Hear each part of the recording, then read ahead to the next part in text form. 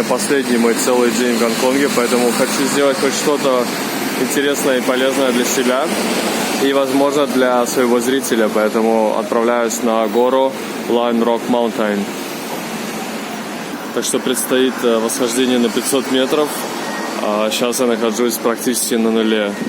Я почитал в интернете, что это занимает в районе 2 часов. Ну, сейчас посмотрим. Единственное, конечно, у меня картины и свои вещи, но я надеюсь, что я справлюсь.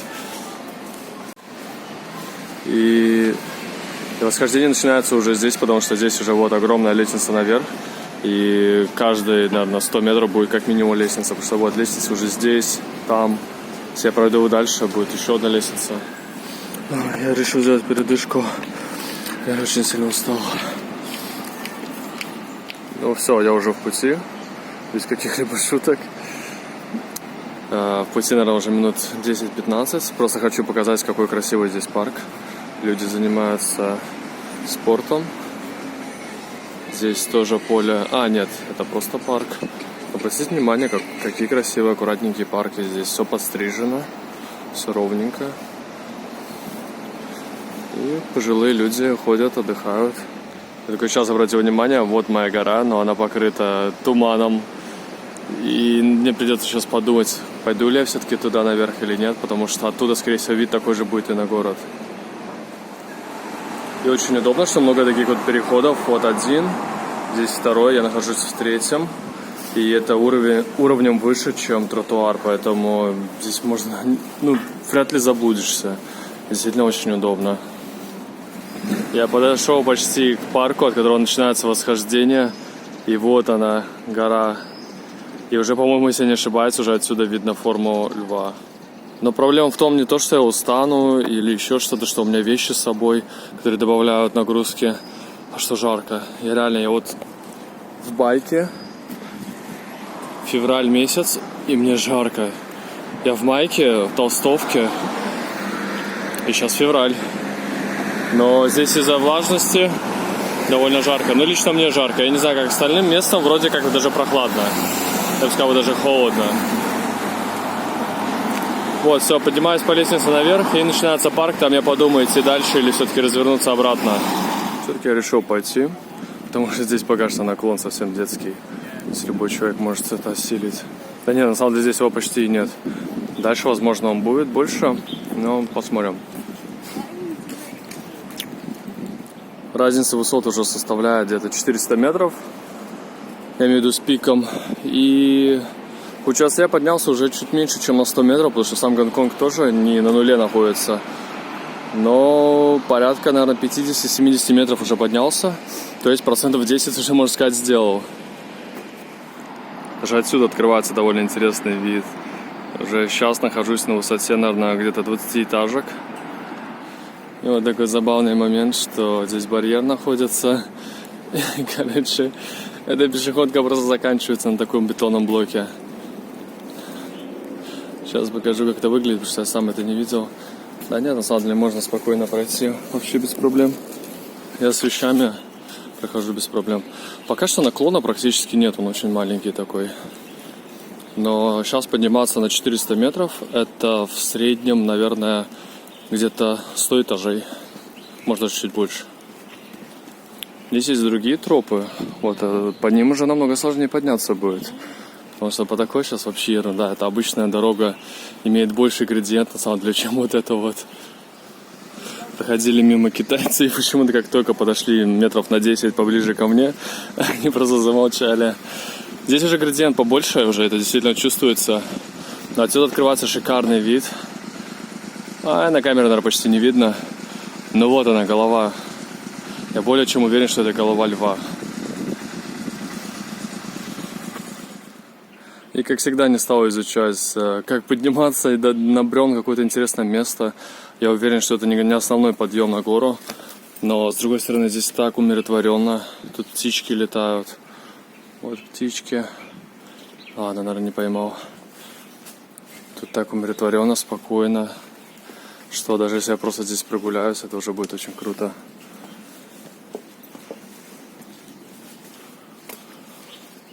Просто здесь не похоже на то, что здесь прилегает какая-то тропа. Конечно, есть дорожки, но явно здесь нет туристов, поэтому здесь что-то другое.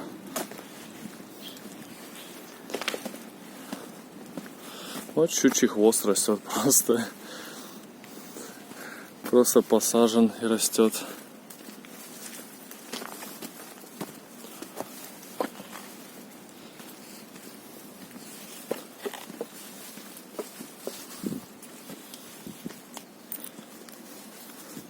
Да, я явно отступил от своего пути. И как сейчас добраться до него, я не знаю. Ладно, хотя бы погуляю по джунглям. Здесь уже чувствуется, на самом деле, такой влажный воздух. Как бы здесь, в принципе, еще не тропики, как я понимаю. Но когда влажность высокая, если в жару, здесь в лесу, наверное, вообще ужасно. Жарко, душно. Здесь, наверное, не знаю, литра 3 воды надо выпивать за день. Сейчас зимой, кстати, я пью очень мало. Наверное, 1 литр за день. Это учитывая там чай и всякое такое. Ой, жесть. Какие-то старые бутылочки валяются. Может, и не старые. Вот, бутылочка. Может, и не старая. Я не знаю. Много чего битого. Здесь вроде как прилегает рядом дорожка. Сейчас попробую по карте свериться с картой, посмотреть, я правильно вообще двигаюсь или нет. Да, я проверил. Надо пройти, получается, дальше. Но я не вижу здесь, кроме тропинок. Здесь как бы нет таких, как тропинок. Здесь есть просто дорожки. Пути, я бы сказал, как вот в России примерно бывает. Хотя, на самом деле, не бывал в таких местах. Но тропиночка есть. Да, есть, но она она слабо выражена. Вот, и здесь уже более явно. Такое чувство, что отсюда уже можно было пройти как-то. Как будто лаз только для местных. Ну, потому что такие дырки в бетоне. Сейчас еще раз буду сверяться периодически с картой, чтобы убедиться, что все-таки в правильном направлении. Потому что если я так пойду еще 300 метров наверх, то это займет, наверное, целый день. Хотя нет, ладно, дойду до сюда, посмотрю. Кстати, даже здесь пронумерованы деревья. Вот Т-1115. Мне, конечно, нравится ходить по таким местам. Вот, я сейчас посмотрю, где я, потому что мне кажется, мне куда-то туда. На самом деле, это видео будет, наверное, бесконечным, если я буду комментировать все. Так что покажу что-нибудь действительно интересное. А пока продолжу свой путь. Я остановился здесь, потому что здесь какие-то плиты по краю каменные. Я не знаю, это, скорее всего, гранит или искусственный камень, я, честно, не силен. Но мне кажется, что это, скорее всего, гранит. Я не удивлюсь, если сверху я найду какую-нибудь фабрику. А, нет, это не то. Если я найду какую-нибудь фабрику по производству вот таких вот плит. Потому что, насколько я знаю, сверху гора все-таки каменная. И вполне возможно, что там еще продолжают резать камень. Я не смог здесь остановиться. Я объясню, почему. Хочу сейчас залезть сюда. Потому что здесь огромный бамбук. Он просто нереально здоровый. Я в жизни не знал, что бамбук настолько огромный. Я знаю, что он высокий. Но он здесь реально как береза. Я думал, что это береза, если честно. Вот, к примеру, моя рука. Какого размера бамбук? Он просто здоровенный. И, кстати, у меня на руках вот красуются G-Shock. И тема G-Shock'ов так не была раскрыта, потому что я немножко ошибся с ценами в магазине. Имею в виду в официальных магазинах. Поэтому я обратился в интернет, где я нашел такие вот G-Shock, новая модель, за 500 с лишним долларов. То есть они мне обошлись меньше, чем 60 евро. Новые, оригинальные, я все проверил. Вот, кстати, там какие-то ребята находятся, и у них здесь шланг натянут. Да, получается, здесь тропинка такая вот. И здесь, походу, ребята чем-то занимаются. Сейчас посмотрим. Да, походу, они нарезают здесь что-то.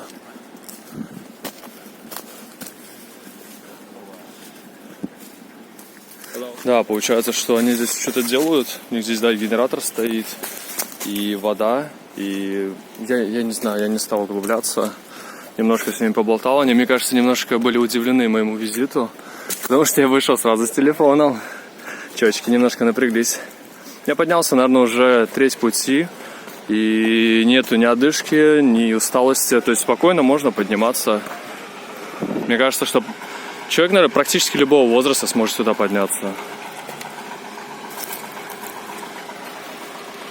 А вот что делать дальше? Надо подумать, либо сюда, либо сюда. Только я это сказал, что подниматься легко. Как вот, по-моему, здесь градиент уже пожестче. Вот, я стою прямо, камеру держу прямо. Буквально в 3 метрах, наверное, высота вот моего роста. То есть здесь градиент уже довольно хороший.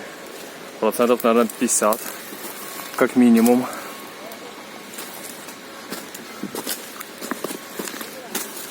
Ой, да, здесь уже замедлю свой ход. Если честно, я бы не советовал бы эту дорогу, потому что здесь градиент реально жесткий. Здесь куча камней, песка. Под ногами все скользит. И вот подниматься вот так вот вверх, вверх, вверх. Я надеюсь, что она потом просто соединится с какой-то другой тропинкой, потому что я, скорее всего, сейчас обхожу только потому, что внизу там кто-то работает, а их уже отсюда и не видно-то толком. В общем, там внизу люди работают. Не знаю, что они там делают. Может быть, кому-то дом даже строят. Но даже отсюда открывается такой шикарный вид. А я, наверное, только на полпути сейчас. А может, даже и меньше. Ладно, я пойду дальше. Здесь действительно... Насчет страховки. Я без страховки. Но когда я читал вообще в целом вот всякие восхождения, все советуют брать страховку. Я думаю, зачем страховка? Здесь же просто идешь вперед и все. Ну сейчас я понимаю вот такие вот места. Особенно когда в одной руке картина, в другой телефон. А схватиться даже нечем. То да. Да, скорее всего на камере это непонятно и не видно. Но ноги скользят только так. И иногда кажется, что здесь даже нет пути дальше. Но он есть. Вот он дальше идет. Тропиночка. Если ситуация не улучшится, то я уберу телефон окончательно, потому что вот горизонтальная позиция. Я имею в виду горизонтальное положение телефона. И вот какой вот наклон здесь. Здесь уже держаться, здесь просто уже почти на карачках надо передвигаться. Поэтому, к сожалению, я больше снимать пока что не смогу. Так скажем, демо-версия того, что меня ожидает сверху. Примерно вот так вот. Я сделал небольшую паузу, потому что здесь такое очень интересное место. И жесткий обрыв вниз. Я хочу просто попробовать кое-что. Я надеюсь, никого не зашибу. Просто кину маленький камушек, он не сильно большой.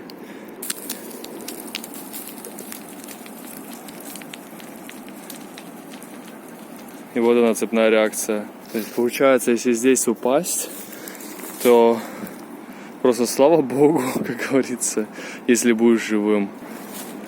Но обратите внимание на вид.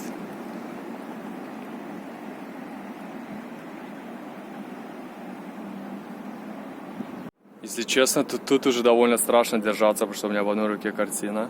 Я вот стою на камне. Там внизу такой просто огромный обрыв. А с другой стороны получается отвесная практически скала. Сейчас покажу. Вот можно сравнить со второй скалой, которая рядом находится. Здесь просто отвесно вверх. Я не знаю, как здесь добираться. У меня такое чувство, что это все конечная точка. Потому что здесь как раз... Ой, блин, тяжело снимать. Здесь как раз камни, с которых можно снять шикарный вид на город. Но мне кажется, что реально выше не добраться. Я, конечно, попробую сейчас, но это, мне кажется, очень крайне рискованно. Хотя спускаться вниз тоже очень рискованно. Ой, я добрался до такого плата, огромного булыжника. Если честно, некоторые моменты, были очень рискованные. Я крайне не советую это место. Если, конечно, вы неопытный скалолаз. Потому что у меня, допустим, опыта нет. Плюс я еще с грузом, поэтому... Если вы спортивной формы, то да, отправляйтесь этим путем.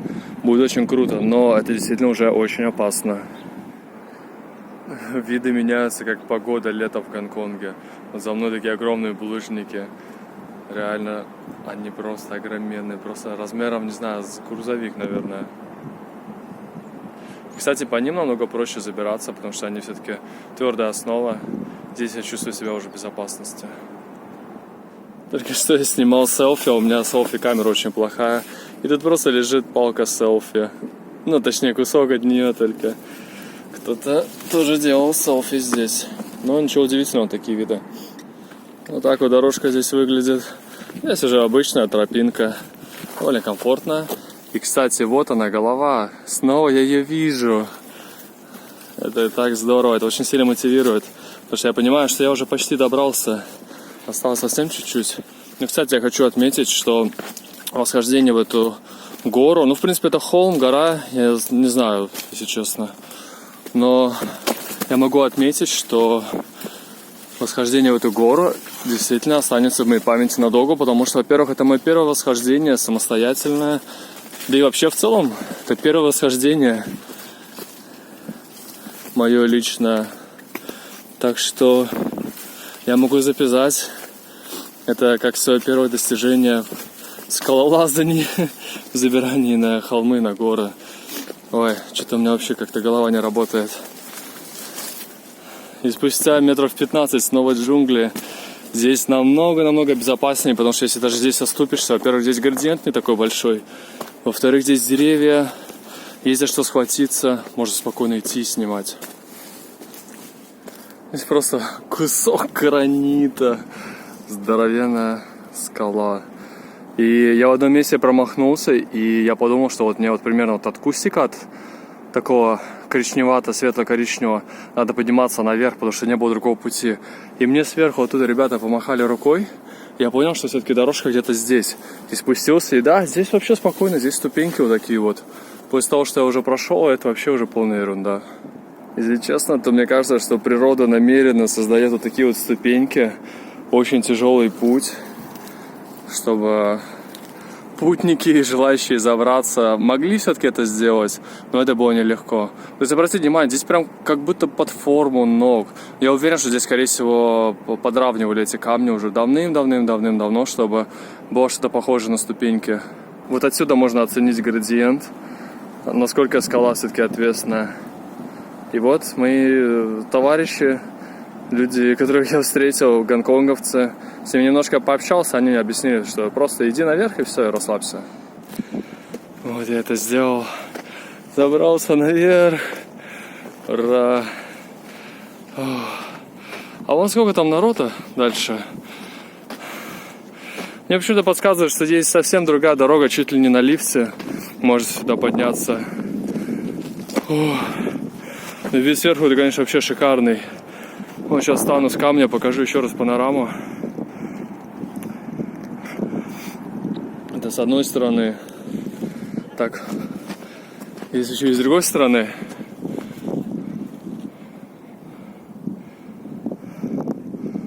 Есть еще точка чуть-чуть выше.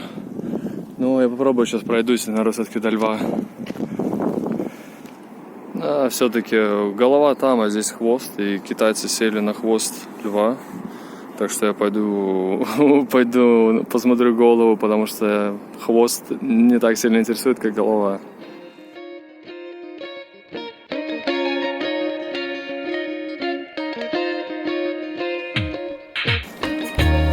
Ну вот они, последние метры.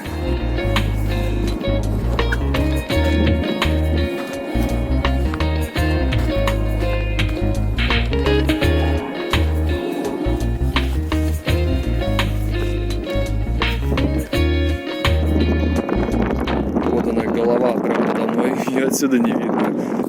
Восхождение у меня заняло примерно 1,5 часа, и это восхождение по сложному участку. Мне уже сообщили на верхушке. Заняло у меня 1,5 часа, еще раз повторюсь. Учитывая, что я останавливался, снимал, шел с картиной, с рюкзаком, с пакетом, который еще тоже сзади мешал балансу. Но обратно я уже пойду по другому пути и не хочу рисковать, потому что вот здесь вообще ответственный склон.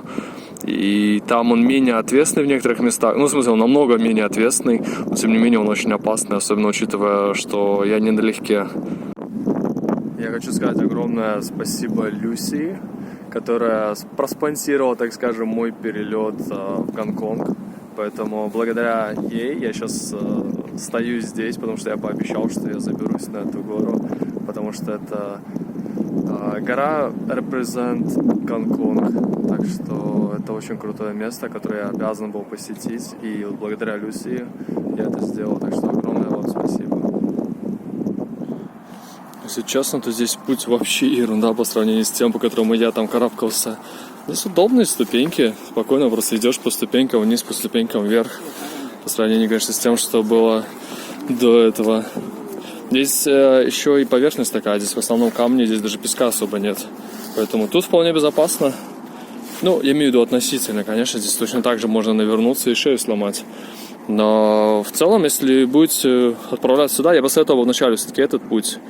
Но если полны энтузиазма, как я, то почему нет, можно выбрать тот. На самом деле, я думаю, если кто преодолеет тот путь, особенно человек без опыта, как и я, то он будет впечатлен. Как и был впечатлен я до сих пор под впечатлением. Шикарный вид, очень крутое место. Я прям очень рад, что наконец-таки забрался на первую гору самостоятельно. И в Гонконге причем, что такое место. Гонконг для меня это... Ой, особенное место, наверное.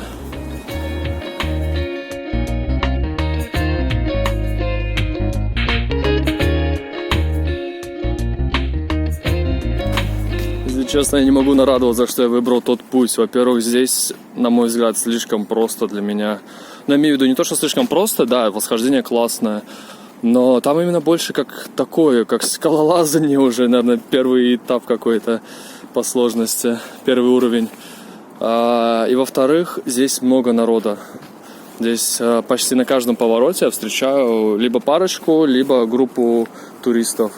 Поэтому там я был один. За всю дорогу я встретил только 3 людей. С одним из которых мы даже не пересеклись. Спустился, наверное, метров 100. И здесь такая зона отдыха небольшая. Тут можно передохнуть.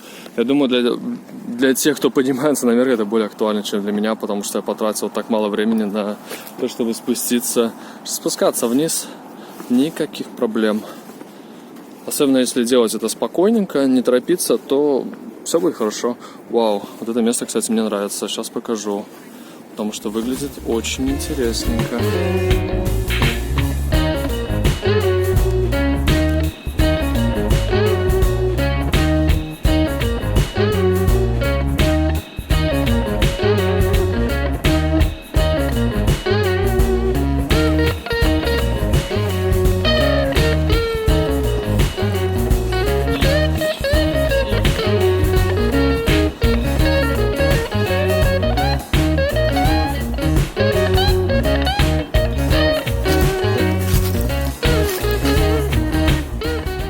Обезьянки? Ничего себе, они действительно существуют. Они здесь есть. Нифига себе. У меня, кстати, есть яблоко, поэтому я сейчас хочу дать яблоко обезьяне. Надеюсь, они на меня не нападут. Ладно, я думаю, мне пора сваливать, пока обезьяны не стали наглеть. Оказывается, некоторые обезьяны здесь покрупнее, чем я думал. Но эти еще ладно, там была парочка таких... раза в 1,5, наверное, крупнее, чем эти. Такая уже может и напасть, так что я думаю, что лучше просто им кинуть яблоко или бананы, если хотите покормить, а лучше вообще их не кормить, чтобы особо не рисковать. Кстати, самый удобный способ, как спускаться вниз, здесь так вообще прям уже тротуар, я сказал бы. Не удивлюсь, если дальше действительно эскалатор будет. Так вот, самый удобный способ спускаться вниз — это бег рысцой, не знаю, как правильно назвать. Когда просто отталкиваешься чуть-чуть наверх и притормаживаешь ногами. И все, и получается легче, чем идти пешком. Потому что когда идешь пешком, очень сильно напрягаются ноги, потому что все время нужно сдерживать свой вес. Я передумал и пойду скормлю вот эту вот буханку хлеба обезьянам, потому что у меня 2 таких буханки, потому что мне дали на улице. Я хлеб не очень люблю, и мне завтра улетать уже, поэтому пусть обезьянки покушают. Короче, да, иду кормить своих родственников. Они такие и милые, и наглые. Просто у них один ломтик уже есть в руках, и тем не менее они просят еще один. То есть не то, что просят, они подходят довольно-таки близко и реально нагло начинают просить. То есть если их, я думаю, не напугать, то в принципе, ну, вполне возможно, что они могут просто наброситься и, не знаю, рвать. Ну вот это, допустим, вот обезьянка уже такая покрупней. Обратите внимание, такая уже на самом деле может и покусать, я думаю, вполне. И она, кстати, вот с 2 кусками, потому что она была самая наглая. Скорее всего, это вожак, потому что я бросил туда мелкой, и вот этот более крупный. Я не знаю, вожак, не вожак, я, честно, не разбираюсь немножко. Ну, вот такой вот он. Нет, пошел. Честно, я немножко побаиваюсь, все-таки у них зубы острые, поэтому... Ладно, я, короче, покормил их, и я думаю, стоит идти дальше. Все, пока. Это камень, который обросло дерево вокруг. Это выглядит очень круто. Она просто углубляется где-то вглубь дерева, и дерево корнями опоясывает, обнимает камень. Блин, как же это круто.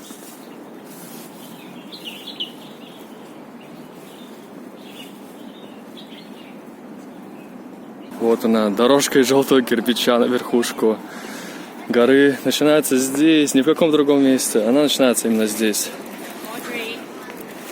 Вот это место. Иначе, если подниматься, как я, то просто проложить самый кратчайший путь. О, так вот она.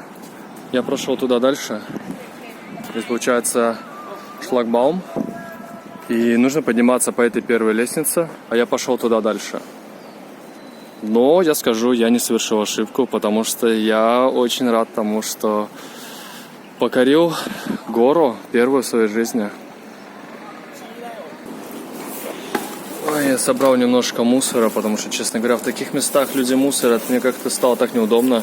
Мне как раз пакет сзади все равно был, я набрал в него всякие бутылки, баночки. Сейчас просто выкину все и отправляюсь дальше работать.